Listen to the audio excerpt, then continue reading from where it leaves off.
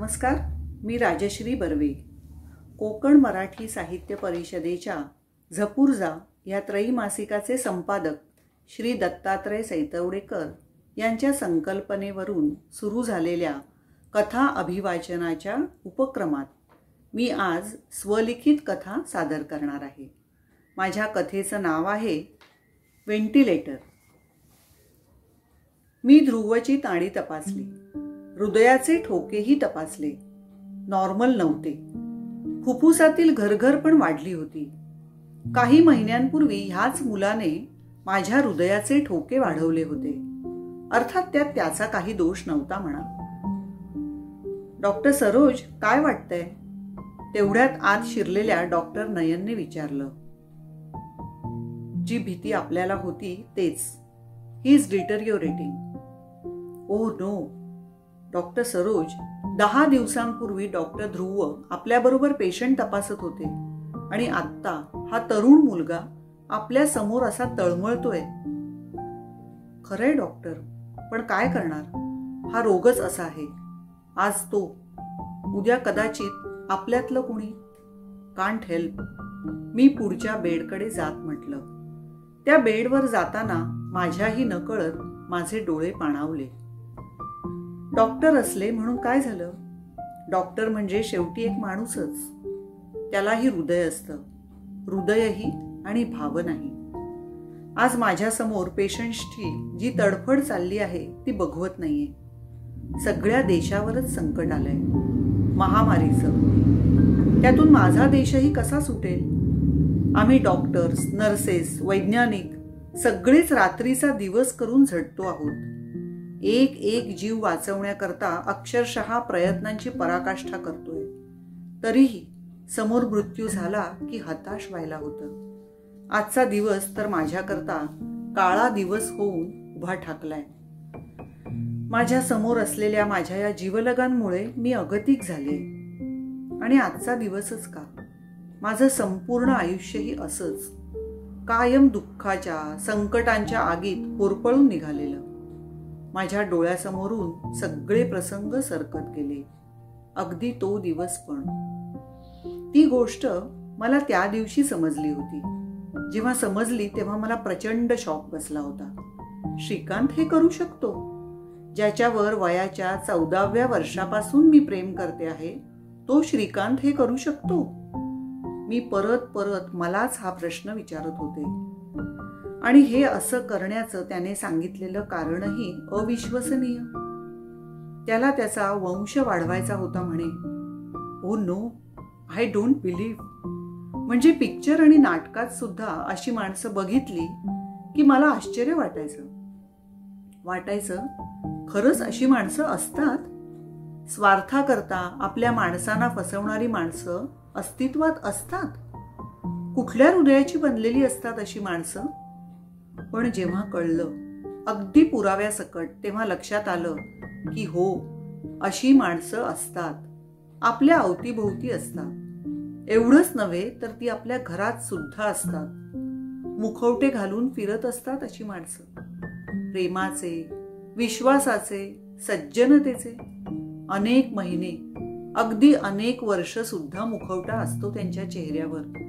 त्या सुंदर मुखवट्यामुळे आतला तो विद्रूप, दुष्ट, विश्वासघातकी चेहरा लपून गेलेला असतो. श्रीकांतच्याही चेहऱ्यावर होता तो तसला मुखवटा. मला कळलं कसं? तर हेही एक आश्चर्यच. स्वतः जरी सरकारी हॉस्पिटलमध्ये नोकरी करत असले तरीही मी गरिबांकरता असलेल्या काही दवाखान्यांमध्ये जात असते. अशीच एक संस्था डॉक्टर काकासाहेब साने स्मृती संस्था. मी माझे आठवड्यातले 3 दिवस रोज 1 तास या संस्थेला देते. पण आता या संस्थेला त्यांच्या ट्रस्टी पदावर माझी नेमणूक करायची आहे. मी पेशंटना ओपीडी मध्ये तपासण्याचे जे काम करते त्याकरता त्यांना आता 2 नवीन डॉक्टर मिळाले होते. नुकतेच डिग्री घेऊन बाहेर पडले होते. समाजसेवा म्हणून त्यांनी इथे यायचं ठरवलं होतं. मी त्यांची मेंटॉर म्हणूनही काम बघणार होते. त्या दिवशी आमची इंट्रोडक्टरी मीटिंग होती. त्या मीटिंगला मी त्याला प्रथम भेटले, ध्रुवला. त्याच्याकडे बघितलं आणि माझ्या हृदयाचा ठोकाच चुकला. हा ध्रुव नव्हेच, हा तर श्रीकांत. अगदी पायापासून ते डोक्यापर्यंत श्रीकांत. माझं मन 30 वर्ष मागे गेलं. श्रीकांत तरुण असताना असाच तर दिसत होता, अगदी गालावरच्या त्या मोठ्या तिळासकट. फरक असेल तर तो फक्त कपड्यांच्या फॅशनमध्ये. हे डॉक्टर ध्रुव पाटकर. हृदयात अजून एक कळ उमटली. आडनावही तेच, म्हणजे हा श्रीकांतचाच मुलगा, माझ्या नवऱ्याचाच मुलगा. ती रात्र मी पूर्ण जागी होते. बाजूला श्रीकांत झोपला होता शांतपणे. एकदा वाटलं त्याला उठवावं, गदा गदा हलवून जागं करावं, जाब विचारावा, पण मी स्वतःला सावरलं. मी तेव्हाच विचारेन जेव्हा माझ्या हातात पुरावा असेल. पण तरीही का केलं असेल श्रीकांतने असं? का केलं असेल श्रीकांतने असं? खरं तर ह्या प्रश्नाचं उत्तर मला आतून माहीत होतं. म्हणजे अगदी माहीत होतं असं नाही, पण त्याचं उत्तर तेच असणार होतं. श्रीकांतला मुलांची खूप आवड होती. आम्हाला मूल नव्हतं असं नाही. लग्नानंतर काही वर्षातच आम्हाला सोनिया झाली होती. पण सोनिया नॉर्मल नव्हती. ती मंगोलियन चाइल्ड होती. मी स्वतः डॉक्टर असूनही माझ्या पोटी असं बाळ जन्मलं होतं. पण ह्यात माझा काय दोष आणि माझ्या बाळाचा तरी काय दोष? सोनियाचं असं असणं आम्हाला खूप धक्कादायक होतं. पण जी गोष्ट आपल्या हातातच नाही त्याला आपण तरी काय करणार? कशी बशी मनाची समजूत घालून आम्ही पुढच्या लढाईला सज्ज झालो होतो. मदतीला सासू सासरे होतेच, पण मग लक्षात आलं सोनियाला सांभाळणं इतकं सोपं नव्हतं. घरात त्यावर खूप चर्चा झाली आणि मग अर्चनाला, श्रीकांतच्या मामी बहिणीला इथे आणून ठेवायचं असं ठरलं. अर्चना विधवा होती, विनापत्य विनापाश होती. सासरचे छळत होते आणि माहेरी कुणीच नव्हतं. म्हणून मग आम्ही तिची सोय बघितली आणि तिने आमची. ध्रुवची आणि माझी भेट झाली आणि माझ्या आयुष्यातील अजून एका वादळाला सुरुवात झाली. त्याच्या चेहऱ्या मोहऱ्यावरून तर मी त्याला ओळखलं होतंच, पण मग बोलता बोलता आईचं नाव पण विचारलं. त्याच्या आईचं नाव अर्चना होतं. शिवाय त्याचं वय पण पडताळून पाहिलं. आमच्याकडे आल्यानंतर 2-3 वर्षातच अर्चना घरातून नाहीशी झाली होती. तेव्हा सुद्धा पोलिसात तक्रार करूया असं मी अनेक वेळा सांगूनही श्रीकांतने का ऐकलं नव्हतं याचा मला आत्ता उलगडा झाला होता. श्रीकांतने मला फार मोठा धोका दिला होता आणि अजूनही देत होता हे स्पष्ट होतं. रोज रात्री सोनियाकडे बघून मला रडू येत होतं. तिची पूर्ण जबाबदारी मी घेत होते. श्रीकांत दाखवत होता, पण त्याला सोनियामध्ये अजिबात इंटरेस्ट नव्हता. तिच्या जन्मानंतरचे आमचे काही संवाद मला आठवले. सरोज, आपण दुसरा चान्स घ्यायला हवा. छे रे, काहीतरीच काय. अगं, असं काय म्हणतेस? एक मूल तरी नॉर्मल नको का? हे त्याचं वाक्य मला मुळीच आवडलं नव्हतं. त्यात काही चूक नव्हतं, पण तरीही मी त्याच्यावर दृष्टी रोखली. रागावू नकोस सरोज, पण आपला तो हक्क आहे नॉर्मल जगण्याचा, नॉर्मल मूल होऊ देण्याचा.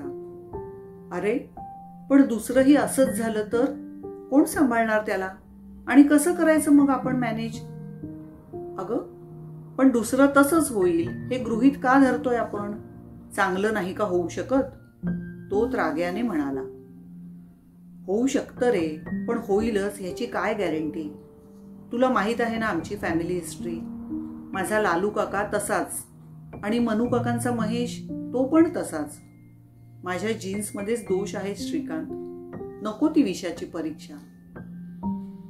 माझी नकार घंटा असूनही अजून काही वेळा श्रीकांतने मला पटवायचा प्रयत्न केलाच. तरीही मी त्याला बदले नाही, कारण माझा नाईलाज होता. पण म्हणून श्रीकांतने हे पाऊल उचलावं? एक वेगळा संसार, माझ्याही नकळत इतकी वर्ष. शेवटी मी खोलात शिरलेच. सगळे पुरावे जमा केले. बाकी कशाला, ध्रुवचा फोन नंबर होताच माझ्याकडे. त्याचा डीपी म्हणून एकदा त्याने श्रीकांत, अर्चना आणि तो स्वतः असा डीपी ठेवला होता. बस, अजून काय पुरावा हवा होता? बऱ्या बोलाने कबूल कर, नाहीतर DNA टेस्टचा आधार घेणं मला कठीण नाही, असं सांगितल्यावर श्रीकांत शरण आला. सगळं मान्य केलं. त्याच क्षणी सोनियाला घेऊन मी घर सोडायचा निर्णय घेतला. पण सासूबाई खंबीरपणे पाठीशी उभ्या राहिल्या. त्यांनी श्रीकांतलाच घराबाहेर पडायला सांगितलं. तसंही त्याला ते घर होतच. तो गेला अर्चनाकडे, ध्रुवकडे. मी राहिले इथेच. काय ते माहित नाही, पण माझ्या पत्रिकेत ध्रुव होताच. त्याला कितीही दूर ठेवावासा वाटला तरीही तो माझ्याजवळ ह्या न त्या कारणाने येतच होता. आधी त्या संस्थेत आणि नंतर नोकरीच्या निमित्ताने पण माझ्याच इथे. त्याला नोकरी लागली सरकारी हॉस्पिटलमध्ये, माझ्याच डिपार्टमेंटला. अगदी हल्लीच, 6 महिने पण झाले नसतील. मी कशी तरी तडजोड केली त्याच्याबरोबर. सारखं मनाला हेच बजावत राहिले, यात त्याचा तरी काय दोष. आणि मग सोपं होत गेलं त्याला स्वीकारणं. एक कलीग, एक सहकारी, माझा एक ज्युनियर म्हणून.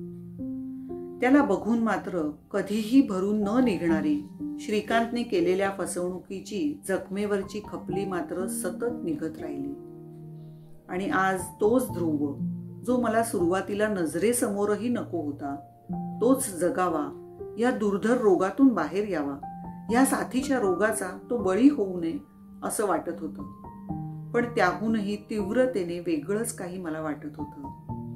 ध्रुवच्या कॉटवरील भिंतीवर त्याचं नाव लिहिलं होतं, ध्रुव पाटकर. आणि त्याच्या बाजूच्याच कॉटवरील भिंतीवर लिहिलं होतं, सोनिया पाटकर. होय, माझी सोनिया पण ऍडमिट होती. इतर देशांप्रमाणेच या महामारीने आता इथेही भरभक्कम पाय रोवले होते. त्या दळिद्री व्हायरसने तिच्यावरही आक्रमण केलं होतं. सोनियाला कदाचित माझ्यासारख्या हेल्दी कॅरियरकडूनच बाधा झाली होती. आणि ध्रुव तर इथेच रात्रंदिवस असायचा, पेशंट्सच्या सेवेत, अगदी आत्तापर्यंत.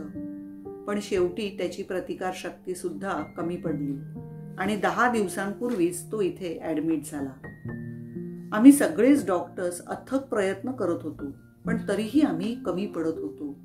पेशंट्सवर पेशंट्स भरती होत होते. आकडा सगळंच गिळंकृत करायला चालल्यासारखा वाढत होता. हॉस्पिटल्स, मेडिकल किट्स, ऑक्सिजन प्रचंड कमी पडत होते. आमच्यावरही शेवटी ती पाळी आलीच. आता सोनिया आणि ध्रुव दोघांनाही व्हेंटिलेटर लावायची गरज आहे. दोघांनाही श्वासोश्वासाला खूप त्रास होतोय. पण स्टोअर रूम मध्ये एकही व्हेंटिलेटर शिल्लक नाहीये. गेले 2 तास मी स्वतः कित्येक हॉस्पिटल्सना फोन लावतेय, पण आता कुठेच व्हेंटिलेटर शिल्लक नाहीयेत. मला दोघांचेही हाल बघवत नाहीयेत. काय करावं काहीच सुचत नाहीये. आणि तेवढ्यात एक वॉर्ड बॉय बातमी घेऊन आलाय, आताच हॉस्पिटलमध्ये बेड नंबर 17वरचा एक पेशंट मृत्यू पावला आहे. डॉक्टर नयननी बेड नंबर 17चा व्हेंटिलेटर तुमच्याकडे आणून द्यायला सांगितलंय डॉक्टर. खूप अर्जंट आहे म्हणालेत. कुठल्या बेडकडे न्यायचंय व्हेंटिलेटर? वॉर्डबॉयने विचारलं.